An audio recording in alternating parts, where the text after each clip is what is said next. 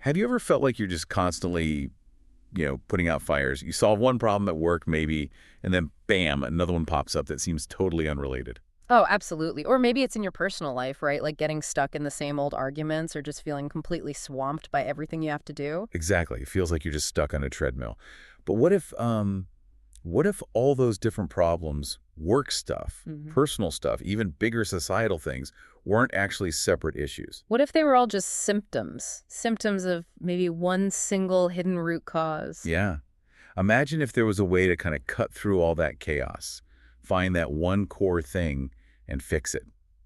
And fixing that one thing could create this huge positive ripple effect. Well, that's exactly what we're going to deep dive into today. We're looking at a framework for problem solving based on the book Theory of Constraints, Creative Problem Solving by Umesh Nagarkatte and Nancy Oley. Theory of constraints. Oh, yeah. And look, this isn't just some dry management textbook theory. It's a really powerful, logical way to think, designed to bring clarity, real breakthroughs, and find win-win solutions for problems that seem, well, frankly, impossible sometimes. Win-win solutions. I like the sound of that. Yeah. So it's about finding simplicity and complexity. Exactly. Finding the inherent simplicity and unlocking solutions you might not have even thought were possible. Okay, let's unpack this a bit. The theory of constraints, or TOC. You said it's built around three questions. That's right. 3 core questions guide the whole process. What to change to, and crucially, how to cause the change. Simple questions, but I bet the answers aren't always easy. Well, they guide you. Think of it like a roadmap for transformation. And the absolute heart of TOC is this idea of the constraint. A constraint, like a bottleneck. Precisely. Think about any system, a company, your family's morning routine, your own productivity. Think of it like a chain. The strength of that whole chain, it's always, always determined by its single weakest link. TOC gives us the tools to find that one specific bottleneck, that weakest link that's holding the entire system back. So once you know what really needs fixing. Then the path forward becomes much, much clearer, almost obvious sometimes. All right, so how do we actually find this weakest link? The book talks about these thinking process tools, right? TP tools? Yes, exactly. They're designed to help us first identify the problems correctly, then find the root cause, and then build the solution. Where do you even start if you're just facing, a mess of problems? You start by listing what the book calls undesirable effects, or UDEs. But here's the key. You list them objectively. Objectively, meaning? Meaning no blame, no saying so-and-so is incompetent. Instead, you list observable facts like project deadlines are frequently missed or team morale seems low. You act like a detective gathering clues, not a judge passing sentence. Ah, I see. So you're describing the symptoms, not jumping to conclusions about the cause. Exactly. It shifts your focus immediately from blame to observation. That's step 1. And for every UDE, you also think about its opposite, the desired effect, or DE. That's what you want instead. Okay, that makes sense. But you could end up with a huge list of UDEs, right? How do you connect the dots? They might seem totally random. They often do seem random, and that's where the next tool, the current reality tree, or CRT, comes in. It's brilliant. Hey. Yeah, imagine taking all those UDEs like sticky notes and mapping out the cause and effect relationships between them. The CRT visually shows how these seemingly separate problems are logically linked. So you can trace them back. You trace them back, and often you find they all stem from one or maybe a very few core problems or conflicts. That's your constraint. The book gives a great example of Nancy Oley, one of the authors, using this in her psych lab. Oh yeah, what happened? Well, they had all sorts of issues, technical problems, people not cooperating, seemed like a mess. But using the CRT, connecting all those UDEs, they found 4 different clusters of problems, Clear cluster. all logically flowing from one single core underlying issue. It helps you stop chasing symptoms and focus on the real root. Okay, that's powerful for complex situations. But what about straight up conflicts? When two people or two goals just seem completely at odds, we all face those. Absolutely. And for that, there's the evaporating cloud, sometimes called the conflict cloud. This one is really fascinating. Evaporating cloud. Sounds dramatic. It kind of is. It's designed to resolve conflicts, even those really chronic ones, by digging underneath the surface. It exposes the hidden assumptions that are really driving the opposing positions. Hidden assumptions, like what? Okay, take the example from the book. A mom, Marianne, and her son, Tommy, always fighting about getting ready in the morning. Marianne wants him ready faster. Tommy wants mom's help with chores. They seem stuck, right? It sounds familiar. The cloud helps map their wants. But then crucially, it helps surface the unstated assumptions behind those wants. Maybe Marianne assumes Tommy must do every single chore perfectly right then. Maybe Tommy assumes he needs mom's help for every chore. Ah, assumptions we don't even realize we're making. Exactly. And once you bring those assumptions out into the open, you can challenge them. Are they really true? Is there another way? When you challenge the faulty assumption, the conflict often just evaporates. It dissolves into a win-win. Wow. So you're not compromising. You're finding a better way that satisfies both needs by questioning the underlying beliefs. Precisely. It's so powerful, they apparently teach a basic version to kindergarten kids in Poland. It reframes conflict not as a battle, but as a problem to be solved logically. Okay, that's a game changer for disagreements. So let's say you use the CRT to find the core problem, you use the cloud to resolve a related conflict, and you have what the book calls a bright idea or a strategic injection, the solution. How do you know it'll actually work and not cause new problems? Good question. That's the job of the future reality true, or FRT. Think of it as testing your solution logically before you implement it. Like a simulation. Kind of, yeah. A logical simulation. You map out how your bright idea, your proposed change, will logically lead to the desired effects you want. And importantly, you check if it might accidentally create new, undesirable effects. So you're building a positive future step by step on paper first. Exactly. It builds confidence that your solution is robust and won't backfire.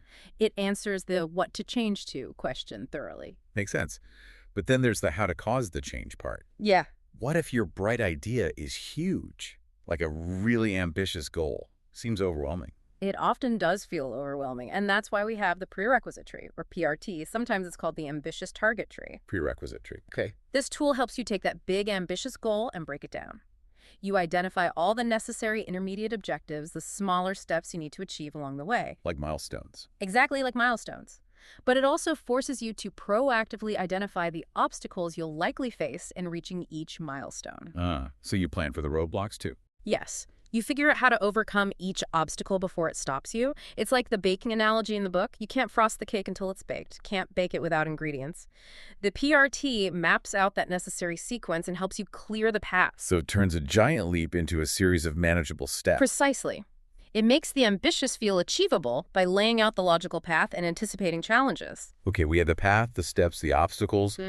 How do we make sure we actually do it right, day to day? That's the final TP tool, the transition tree, or TRT. This is your detailed action plan. The nitty-gritty. Absolutely. Yeah. It takes an intermediate objective from the PRT and breaks it down into the specific step-by-step actions needed to achieve it. It ensures there are no logical gaps, and then a miracle happens moments. Right. The book shows it being used even for something like solving a complex math word problem, breaking it into tiny, precise, sequential steps. It removes all ambiguity from how to execute your plan. These tools sound really logical, almost like programming steps. Yeah. But how does this play out in the messy reality of, human beings in real-world situations? That's the beauty of it. They're designed for that messy reality. Let's look at some examples. Education is a huge one discussed in the book, specifically the Medgar Evers College Initiative in New York. Right. You mentioned they had some big challenges. They really did. Low student retention, big problems with students passing basic math courses, systemic issues. They use these TOC tools, like the current reality tree, to dig deep. And what do they pinpoint as the main bottleneck, the core constraint? It could have been so many things, right? Yeah. Funding, student backgrounds. It could have been. But their analysis pointed very specifically to students failing basic and developmental courses in mathematics and basic courses in English. That specific point was where the system was breaking down most critically. So not just students are struggling, but where they were struggling was key. Exactly. And by focusing their efforts, their bright ideas on that constraint, the results were incredible. Math BS degree enrollment went from just 7 students to 50. Wow. That's huge. Huge. Pass rates in those crucial basic courses went way up. More students took advanced math. It was a system-wide transformation stemming from addressing that one core constraint. And you mentioned an individual student story, Mary. Yes, Mary's story really highlights the human side. She was struggling academically, but the real issues were overwhelming problems at home, a sick mother, family pressures, no transport, no computer, just a mountain of non-academic obstacles. A situation where many might just fall through the cracks. easily.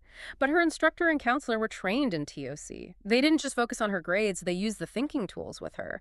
They helped her map out her own UDEs, identify obstacles using the prerequisite tree logic, essentially empowering her to navigate her complex reality. So they helped her build her own plan to overcome those obstacles. Exactly. It shows TOC isn't just for managers, it's a theory of empowerment, helping individuals find clarity and agency in their own lives. That's really powerful. Yeah. What about workplace conflicts, those constant tensions that drain everyone's energy? Oh, yeah. The book has a great example there, too. An instructor refused to talk to the student tutors.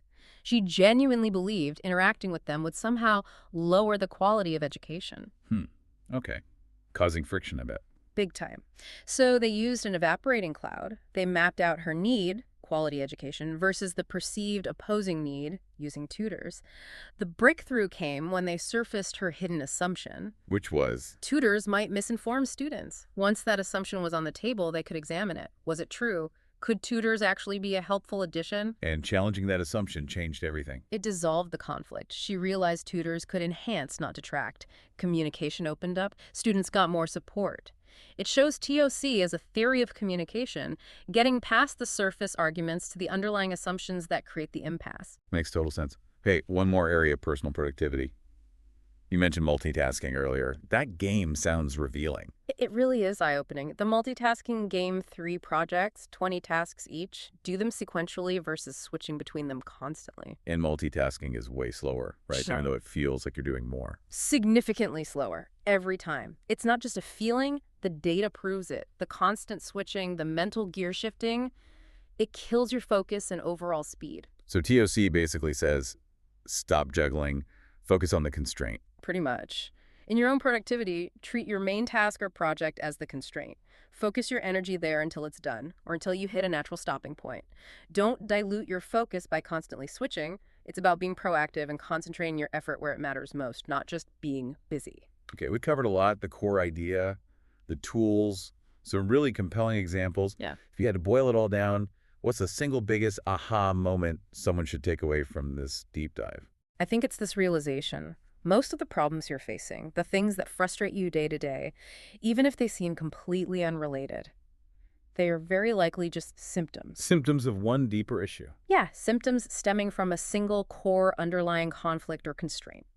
So the big takeaway is, stop firefighting the symptoms. Stop blaming people or isolated events. Instead, Invest your energy in finding that one limiting factor. Dig deep to find it.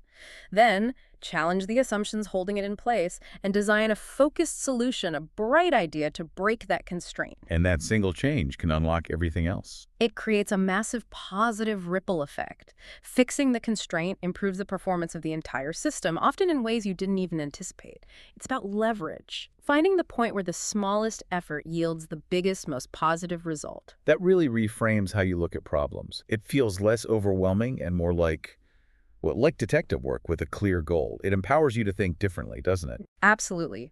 To get out of the box, question those assumptions we all carry around, and find those genuine win-win solutions instead of just accepting compromises or feeling stuck. It's about lasting change, not just quick fixes. And these tools, this way of thinking, it's not just for CEOs or engineers. Not at all. That's what's so great. It's a universal logic. Whether you're a student, a parent, a teacher, a manager, anyone trying to make things better, it helps you focus your limited time and energy where it counts the most. So the question to leave people with is maybe, what are those recurring frustrations, those seemingly separate UDEs in your life? Exactly. What are they? And what hidden assumption, if you could just find it and challenge it, might be the key holding them all together? Finding that could be the first step to a real breakthrough.